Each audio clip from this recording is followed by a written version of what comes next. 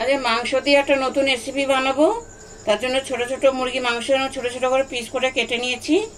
মাংসটা এবার জলে একটু সিদ্ধ করে নেব। গরম জল বসিয়েছি, মাংসটা দিয়ে দিলাম।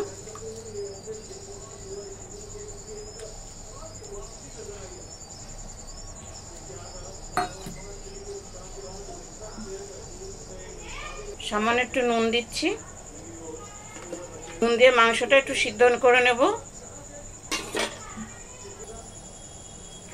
মাংস সিদ্ধ করতে দিয়েছি, ওর মধ্যে দুটো পেঁয়াজ, দুটো টমেটো আর একটু শুকনো লঙ্কা এর সঙ্গে সিদ্ধ করে নেব।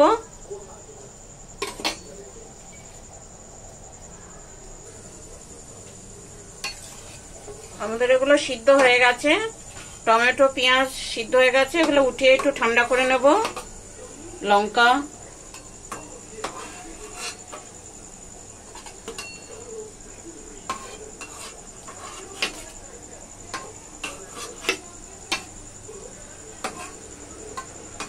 এগুলো সিদ্ধ হয়ে গেছে। এগুলো ঠান্ডা করে একটুখানি পিষে নেব।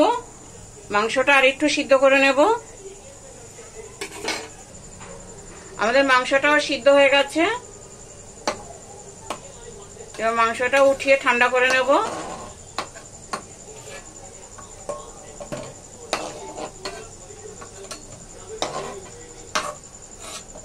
এই যে মাংসের জলটা ফেলবো না, এই জলটা ঠান্ডা হয়ে গেলে এটা সবজিতেই দেব। মাংসগুলো এরকম ছাড়িয়ে নিয়েছি, এরকম কিমার মতন বানিয়ে নিয়েছি মাংসটা।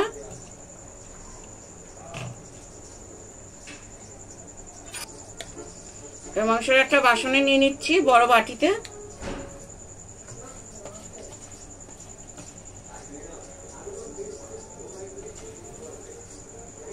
কাঁচা লঙ্কা আর পেঁয়াজ কুচনো দিলাম।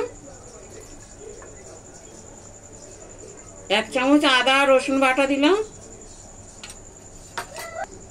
নুন দিচ্ছি, একটুখানি হলুদ দিলাম, গরম মশলা দিচ্ছি। এর মধ্যে দুটো ডিম ফাটিয়ে নিচ্ছি।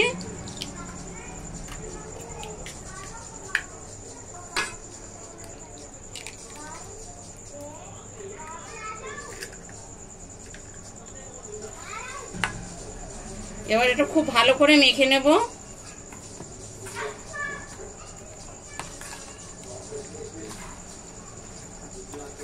হাতে করে মাখবো, চামচে ঠিক হচ্ছে না।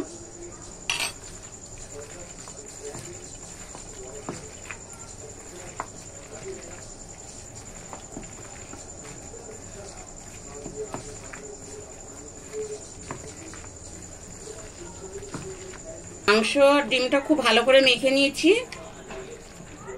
কড়াইতে তেল গরম হতে দিয়েছি। এবার এগুলো ছোট ছোট এরকম করে ভেজে নেব।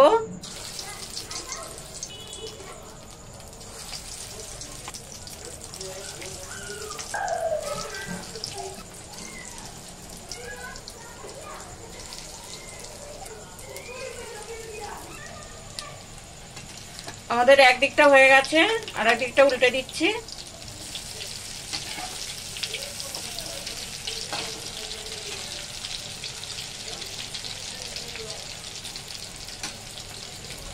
দুদিকটা এরকম ভেজে নেব। আমাদের মাংসর বড়াগুলো হয়ে গেছে, এবার উঠিয়ে নিচ্ছি।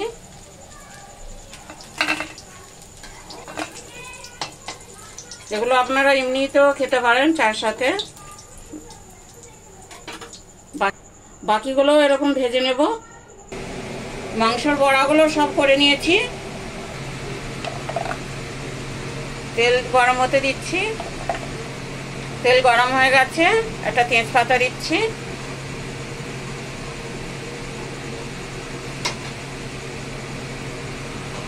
যে মশলাটা পিষে রেখেছিলাম এটা দিয়ে দিলাম।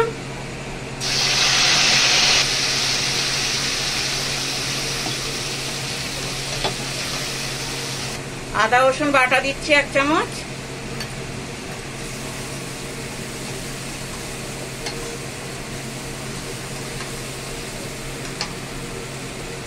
হলুদ দিলাম, একটু লঙ্কা দিচ্ছি, লঙ্কা আগেই দেওয়া আছে। নুন দিচ্ছি, এবার মশলাটা খুব ভালো করে ভেজে নেব।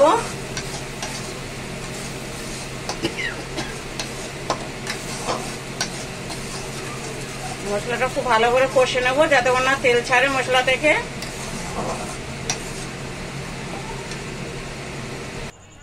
আমাদের মশলাটা খুব ভালোভাবে কষানো হয়ে গেছে, মশলা থেকে তেলও ছেড়েছে। এবার জল দেব, মাংস যে সিদ্ধ করেছিলাম ওই জলটা দিয়ে দিলাম।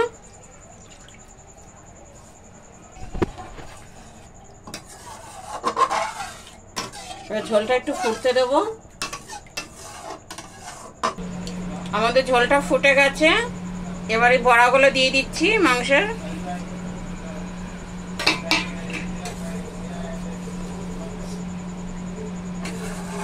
এবার এটা 10 মিনিট ফুটতে দেব।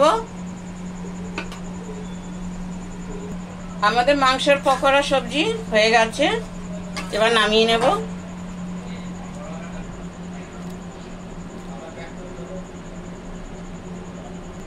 আমাদের রেডি মাংসের পকোড়া ঝাল। মাংসটা এরকম পকোড়া করে নিয়ে এরকম ঝাল করবেন, খুব ভালো লাগবে।